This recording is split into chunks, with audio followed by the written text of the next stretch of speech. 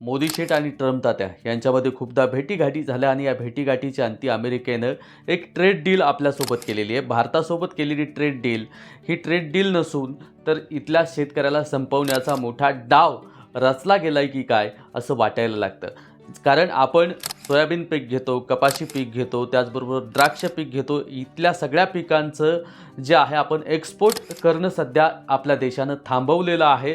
पण या उलट आता काय होणार आहे माहिती आहे का? ट्रेड डीलच्या माध्यमातून आयात जास्त प्रमाणामध्ये होणार आहे आणि आयात जर अमेरिकेमधून ह्या सर्व पिकांची झाली तर नक्कीच लक्षात येतं की आपल्या शेतकऱ्यांचं प्रचंड मोठं नुकसान आता होताना पाहायला मिळणार आहे. पण या उलट केंद्रीय वाणिज्य मंत्री पियुष गोयल हे म्हणत आहेत की भारतीयांचा प्रचंड मोठा आता या ट्रेड डीलच्या माध्यमातून फायदा होणार आहे. पण या उलट अमेरिकेच्या कृषी मंत्र्यांनी ब्रूक रोलेन्स यांनी ट्विट केलेलं आहे की अमेरिकेतल्या शेतकऱ्यांसाठी आनंदाची गोष्ट आहे आणि भारतासारखी बाजारपेठ अमेरिकेतल्या शेतकऱ्यांना खुली करण्यात आलेली आहे. म्हणजे इथले शेतकऱ्याचा प्रचंड मोठं नुकसान हे सरकार करताना पाहायला मिळतं आहे.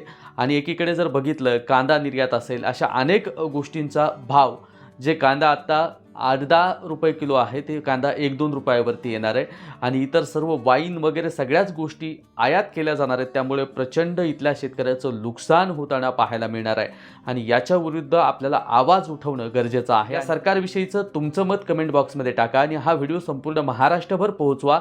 आपला मित्र उदय भिसे पाटील सत्य बोलत राहूया. जय जिजाऊ, जय शिवराय. धन्यवाद बांधवांनो.